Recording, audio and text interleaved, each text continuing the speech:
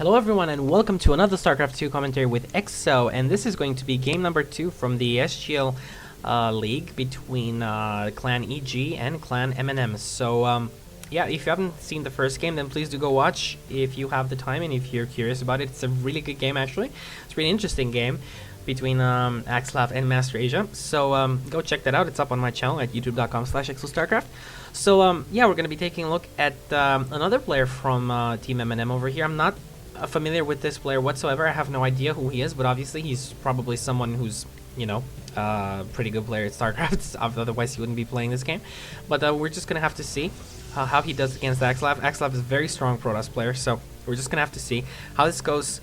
And we're gonna have EG.Axslav spawning as the red Protoss over here at the 7 o'clock position, and MnM Notzhu spawning as the green Protoss at the 10 o'clock position. I'm curious why in some tournaments players are allowed to change their colors or anything like that. They should be, you know, I think it's pretty standard, or the rule should be that, I think it is that way for MLG at least, that they should be red and blue. So I'm curious to see why other tournaments don't really care about that. Yeah, the reason I say this is because, for instance, on maps like, let's say, I don't know, Metalopolis, if you can pick the light blue, the light teal, it really blends in with the environment. It's really the same with, I mean, loads of maps, and you look at the tile set and you can actually miss things on the minimap because some players are that color. So I really think that red and blue should be the standard colors. And sorry about the muzzle over there at the microphone. So we're gonna have EG.Axslav opening without really walling off whatsoever. We see Notzhu is going to open with a 2 gate. This is very aggressive. This is very early. It's like 10 gate. Gate is already done, the first one. So obviously EG.Axslav does see this. He does have 1 gateway himself, but just 1. So let's see what kind of game we are going to see from Notzhu over here. And interesting. He is chrono boosting the Zealot, so he also has 1 chrono boost left. He's not chrono boosting his probes whatsoever. And we might just be seeing some aggressive push, but is that really going to happen? No, it looks like this is going to be chasing the probe around, and obviously it's not going to catch up to the probe because the probe is much faster than the Zealot. But well, I don't really see the point of opening with this unless you're going to be making a push across the map, and well, we're just going to have to see. But the next Zealot is out already, and he's chrono boosting this one as well, so let's see what EG.Axslav is going to be doing about this.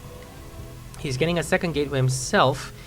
Getting a pylon over here is probably going to be... I'm not sure if there's any space here, but he seems like he wants to wall off this side.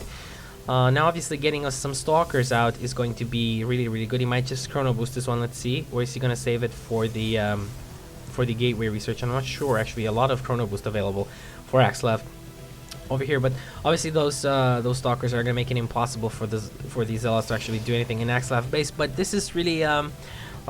a weird sort of opening from our green Protoss over here, because well, his gateway research is late.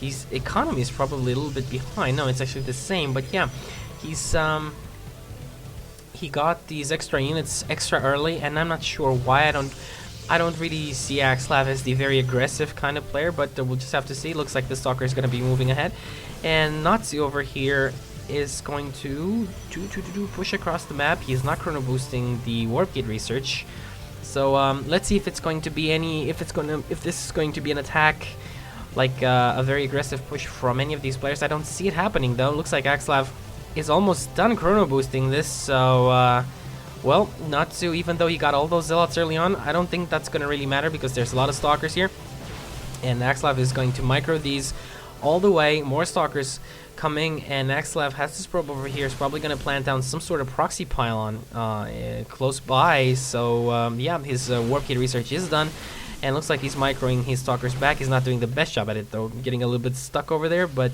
he's going to be going at it again. He has a superior army. At least he does have the superior stalker count, which means that he can kite these Zealots around for a long time. And we see Notzhu actually losing a lot of zealots. He's getting another stalker and a sentry. He's probably gonna force field this ramp to gain some time, but right now EG.Axslav is really in the commanding position. He just has so many stalkers, and I don't know if this is going to be enough for Notzhu over here. Looks like there we go, the force field is down, but the stalker's offering some vision on the high ground. That sentry is really weak, and here we go, EG.Axslav setting down a proxy pylon. He's probably gonna be warping additional stalkers in here, and wow, this is really unusual, trying to get the sentry out, but it's not gonna be out in time. EG.Axslav just walking up the ramp, snipes down that sentry and the next sentry as well, so I think that's pretty. In the meantime, Notzhu has laid down a robotics facility, which was a good response, but I just think that EG.Axslav had the better timings in this game. Here we go, he's backing off, very smart, not letting his stalkers go down to that. He's microing back, keeps on microing back. Obviously this is very good, he doesn't want to lose the stalkers to the probes. All the probes are going down, additional zealots getting warped in, and yeah, Notzu's being pushed back into his base. This Immortal is his only chance, but there's just so many stalkers right now, and EG.Axslav keeps on warping in units, empowering the gateways as well. That's going to be huge.